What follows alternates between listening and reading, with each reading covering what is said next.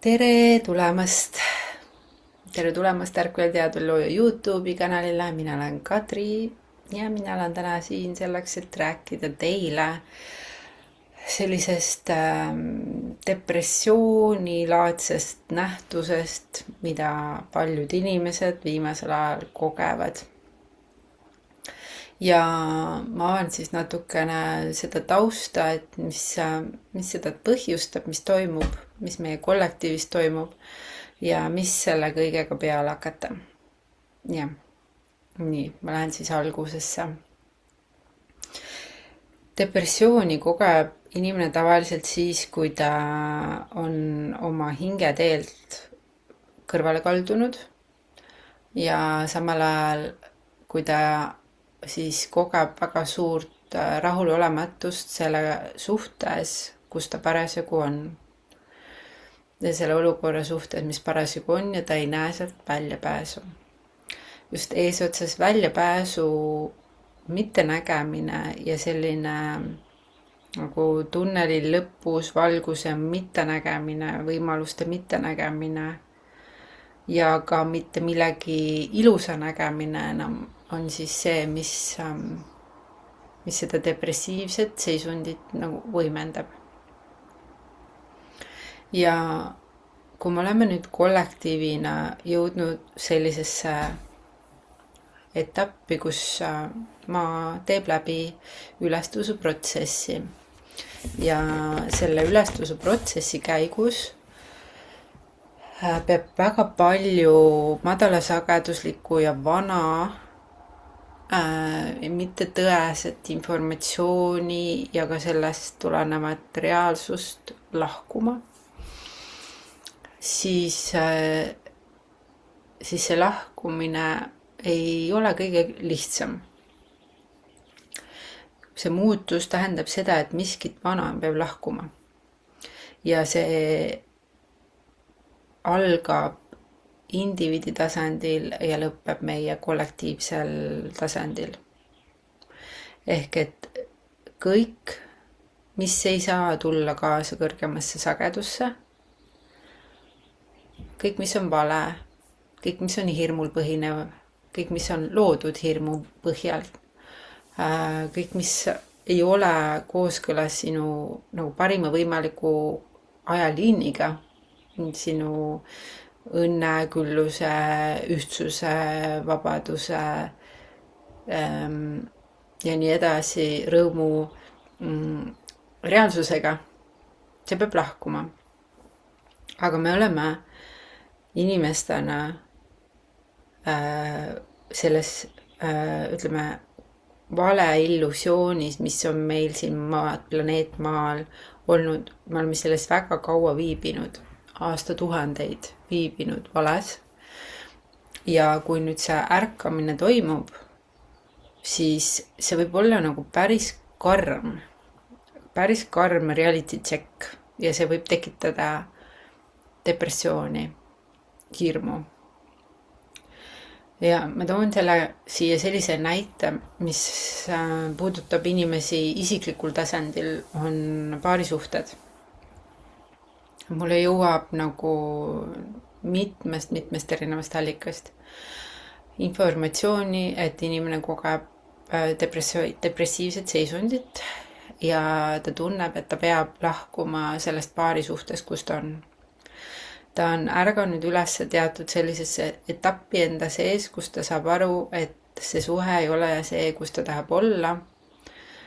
Ja selle ärkamise on põhjustanud tavaliselt see, et märgatakse, et see kokkutuleku koht, kust üldse suhtesse tuldi, oli tegelikult vale.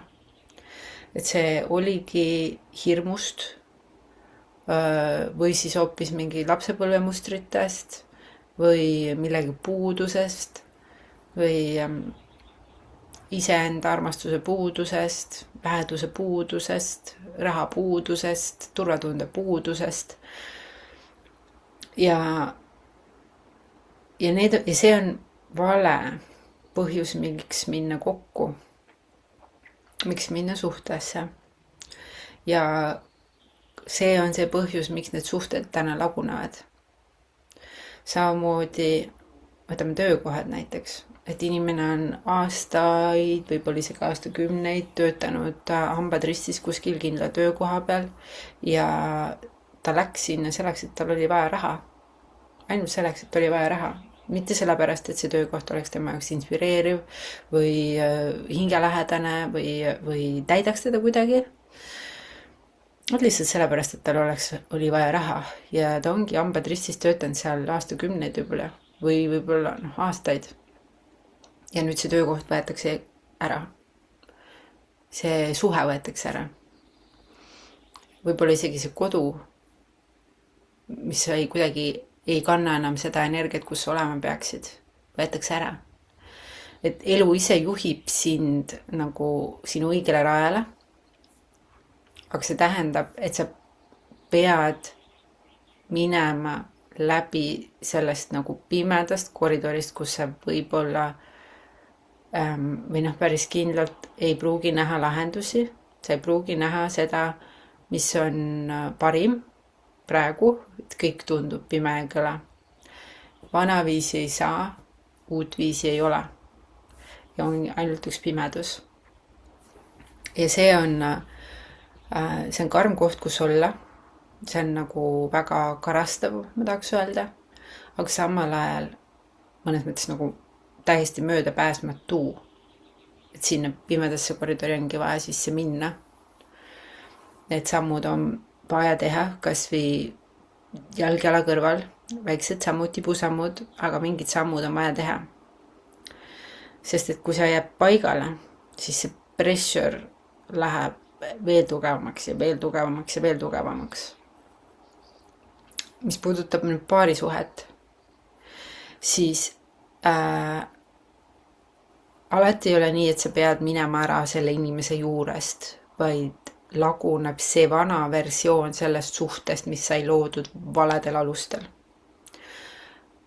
Paarisuhe on üks võimsamaid, ma tahaks öelda, valgustumise teekondi, sest see annab sulle kõige kiiremini need peegeldused, mis vajavad tervendamist, mis on valed, mis vajab puhestamist, kus on vaja jõuda õigesse resonantsi. Ja sellepärast paari suhte käigus me kogeme võib-olla kõige rohkem triggereid ja kõige rohkem sellist potentsiaalset puhestusprotsessi. Et hästi tasub jälgida seda, et kas tõesti on nii, et seda suhet ei saa enam käima või on võimalik teha sellele suhtele upgrade. Eriti kui mängus lapsed. Sest et meie maailm tõesti ei vaja enam rohkem katkiseid lapsi. Ja paraku pesa lõhkumine on üks see nähtus, mis ikkagi mõjutab väga sügavalt laste heaolu ja laste närvisüsteemi. Ikkagi terved lapsed on nagu sünnivad terve pere kaudu. Ja terve pere tuleb tervetest vanematest, kellel on terved närvisüsteemid, kes on ennast ära tervendanud. Sest et sellist inimest praegu, kes on täna täiskasvanu ja võimaline lapsi saama suure tõenäosusega täiesti terve närvisüsteemiga naljalt ei leia. Paraku lihtsalt selle mineviku pärast, kus me tuleme. Et ühesõnaga me oleme jõudnud sellisse kohta, kus kõik vana laguneb. Ja see lagunemine käib indiviidi tasandil. Ja see võib tekitada depressiivset seisundit. Ma olen kuulnud ka seda, et inimesed selles kohas pöörduvad kirikusse, Jumala juurde, lasevad ennast ristida. Ja ma tean, et see võib olla kellegi jaoks trigerdav, aga siiski seda on vaja teadvustada, et enamus kirikud on religiooni poolt üle võetud. Enamus meie kirikuhooned on olnud kunagi tervenduskambrid, tervendushooned Tartaari ajal ja need on kõik ümber tehtud religiooni poolt üle võetud ja nendesse on hakatud, nendest siis religiooni kaudu jagatakse seda informatsiooni, et Jumal on mingi mees taevas ja inimene peabki kannatama selleks, et jõuda Jumala juurde ja olema Jumala kartlik, et jõuda paradiisi. Ma ei ole sellega nõus. See tundub mulle päris karm vale, aga nii on. Sina oledki looja. Looja elab sinus ja kõiges olemasolevas, mis on meie ümber. Looja ei ole mees pilve peal, vaid see on sageduslik tingimusteta armastuse energia, mis on kõiges ja kõigis.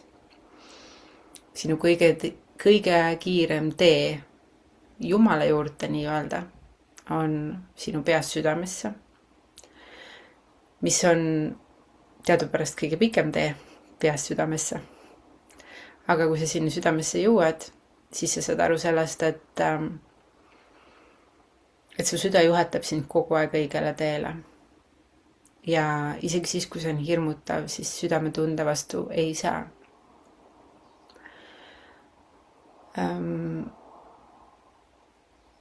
Iga kord, kui me jätame südant kuulamata ja paneme ja lähme ikkagi hirmuvalitsuse teed või hirmu manipulatsiooni teed, siis me kannatame ja süveneb siis see depressiivne seisund. Kui sa koged midagi enda reaalsuses, millega sa ei ole üldse nagu päri või mis sulle ei sobi või mis sind trigerdab ja teeb sulle haiget, siis eesotsas ei käi see selle kaudu, et sa hakkad sellest reaalsusest eemalduma või seda vägisi muutma, vaid see käib selle kaudu, et sa tegeled enda sisemise oleku muutmisega läbi iseenda tervendamise. Ja erinevaid tervendusmeetodeid ja tervendajaid on olnud meie Eesti aladel eriti väga palju ja tuleb järjest juurde ja seda põhjusega, sest väga paljud inimesed nüüd, kui ütleme COVID oli selline esimene sügava märkamislaine, siis nüüd on alganud teine sügava märkamislaine, mis kestab järgmised 4 aastat umbes, mille käigus palju inimesi ärkab, kogeb selle ärkamisel võib-olla ka midagi valusat, mingit kaotust, mingit elumuutust, mingit lahtilaskmist. Midagi, mis oli vale illusiooni peal loodud, lahkub. Ja see on tegelikult hea, aga see võib teha egole või sinule, mingil osal sinust haiget, aga see on vajalik. Lihtsalt nagu tule sellesse protsessi kaasa. Ja sellel teekonnal on vaja palju toetajaid, nii-öelda valgustöölisi või siis inimesi, kes on tervendajad, ravitsejad, toetavad, terapeudid, kes iganes saavad olla need, hoida kätt sellest koridorist läbi minemisel, on hästi vajalik. Ehk et kui sa oled selles pimedas kohas, siis ära jäta ennast üksi. Kõige olulisem on alustada sellest, et sa tood tähelepanu endasse ja hakkad ise ennast tupsutama. Sul on vaja saada ühendus sellise nähtusega nagu enesearmastus. Seda on räägitud juba tänapäeva spirituaalses maailmas väga palju, aga seda ei elata. On nagu mentaalne kontseptsioon, mida ei elata. Enesearmastus tähendab seda, et sa kuulad, mida sa vajad, ja sa täidad enda vajadusi. Ja sa oled kohal iseenda jaoks, samamoodi nagu sa oled kohal oma armastatud inimese jaoks. See hoolimise tunne on sama, nagu sa hoolid oma vastsündinud lapsest. See on selline hea võrdlus. Me kipume ennast ära unustama, sest me ei näe ennast, me näeme ennast ainult peeglist või silmadega, me näeme ainult välismaailma, aga meil on vaja tunda ennast olla enda tähelepanuga enda kehas ja tunda ennast ja käituda vastavalt sellele, mida me parasjagu vajame.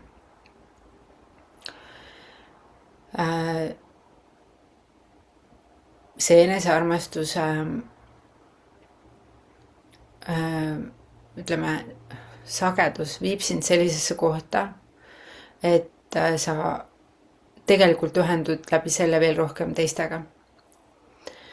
See võib olla alguses siuke tunne, et see viib eraldusse, sest hakkad järsku nagu hoolitsema enda eest, sa võtad rohkem endale aega, sa nagu seisad võib-olla enda piiridest, mis on ülivajalik komponent enesearmastuse juures. Aga samal ajal see viib sind ühendusse kõrgema südame tarkusega ja mille üks baaskomponent on see, et sa oled üks kõigega.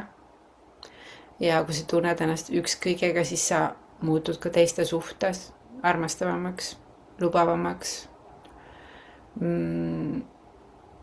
mõistvamaks.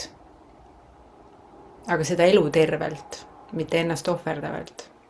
See on hästi õhuke piir, mida eristada. Sest enamus tegelevad eneseohverdamisega pidevalt, igapäevaselt. Ja see on ka see nähtus, mis süvendab depressiooni. Sul on vaja olla üksinda iseendaga, iseenda mõtetega, iseenda eest hoolitseda, iseennast toita, iseennast tervendada, iseennast tähele panna. See on number 1, et üldse kõik teised asjad saaksid minna normaalseks sinu reaalsuses. See on uue maasageduse nagu baaskomponent inimeses, et ta hoolitseb iseenda eest, et ta hoiab ennast, ta armastab ennast. Sellest saab sündida see terve ühiskond, mille poole me liigume. Sellest saab sündida see vaba, suveräänne ühiskond, mille poole me liigume. See suveräänsus tuleb ka iseenda armastamisest. Ja sa ei saavuta suveräänsust, kui sa pöördud kirikusse. Lihtsalt see pole võimalik, sest kirik ei tee sind vabaks. Et kirikus sa annad enda väe ja vastutuse kellelegi teisele. Kiriku üks viis hoida enda egregori elus on inimeste ristimine, mille käigus tõmmatakse otse ette rist püha veega, loetakse peale palved ja lõigatakse ära sind suguliini energiatest. Sinu enda suguliin on see, mis annab sulle jõudu ja juhatust ja väge, sinu enda hing. Aga kui sa lased endale risti peale omal 3. silmale, siis see energia, mis on sinule sinu enda elu loomiseks, sinu enda elu loomiseks, see hakkab jooksma kiriku egregori. Sellepärast tasuks olla tõesti väga ettevaatlik, et mida te enda energiatega teete, millist maagiat te lasete enda peal kasutada.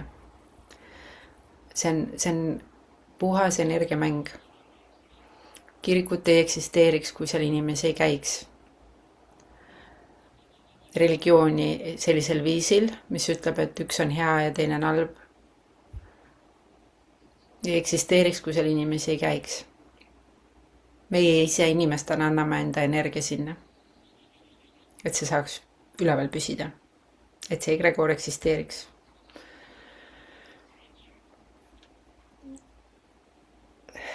Ja, sinu kirik on sinu südames, sinu energia kuulub sulle, sinu isikliku elu loomiseks, sinu reaalsuse loomiseks. Kui sa tunned, et sa oled sellises ummikus, et sul on raske ja sa otsid seda valgust ja tuge, siis otsi parem mõni tõeliselt helge terapeut, kes saab sind sellest pimedusest välja aidata. Või lihtsalt palu, et sulle universum saadaks su teele mingi õigeid sõnumeid, õigeid märke, mis sa pead tegema, mida kuulama, kuhu minema. Ja üks tõeline pühamuu on loodus, koos oma hiitega. Kui sa leiad, kui sa tahad üldse kuhugi minna, et ühenduda millegi väekaga, siis mine hiiepaikadesse Eestis. Sealt sa saad oma esivanemate energiaga ühendust, Eesti esivanematega, meie esivanematega. Ja see loodus aitab sul taastada sinu väge. Mered, rannad, metsad, maa, hiiepaigad. Jah. Vot nii. Mõtlen, kas ma ütlesin selle kohta kõik, mis mul praegu öelda on. Paljud teist on eneseotsingu teel, et kui me ärkame sellest vale illusioonist, et oota, ma olengi vales töökohas ja ma olen hoopis täitsa vales suhtes. Ma tegelikult ei taha üldse seda elu sellisel viisil, nagu ta on. Midagi on väga valesti, ma olen vales kohas. Siis tekib võib-olla selline nagu segadus, et oota, kes ma siis olen, kus ma siis minema pean või nagu kes ma olen. Kuidas ma nüüd tean, kes ma olen. Siis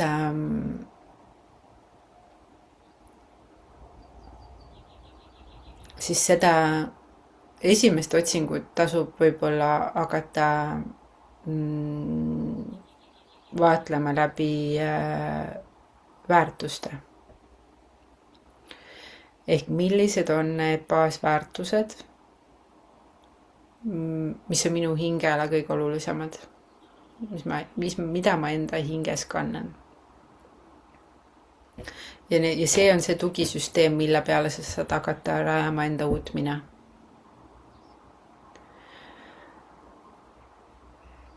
Väärtused nagu ausus, austus, armastus, vabadus, puhtus, mis iganes, see saab olla sinu jaoks, mille eest sa seisad. Need inimlikud väärtused on need, kus sa kohtad iseennast. Ja järgmine, mis mind on ikkagi sellel otsingu teel toetanud, on sellised mõnes mõttes nagu ütleme siis astroloogilised lugemised. On see siis numeroloogia isegi on ju, numeroloogia, maiade astroloogia, Gene Keys, human design. Et ma tean, et on õpetajad, kes väidavad, et ka need on nagu mingid, mis iganes, loodud selleks, et hoida meid mingis illusioonis.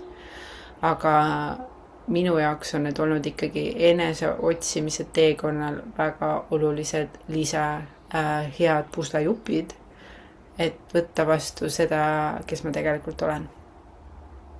Et teha rahu iseenda kehastusega ja hakata iseennast suuremal määral kehastama. Et nii. Aga olgu, see on see, mis ma tahtsin rääkida teile täna selle depressiooni kohta.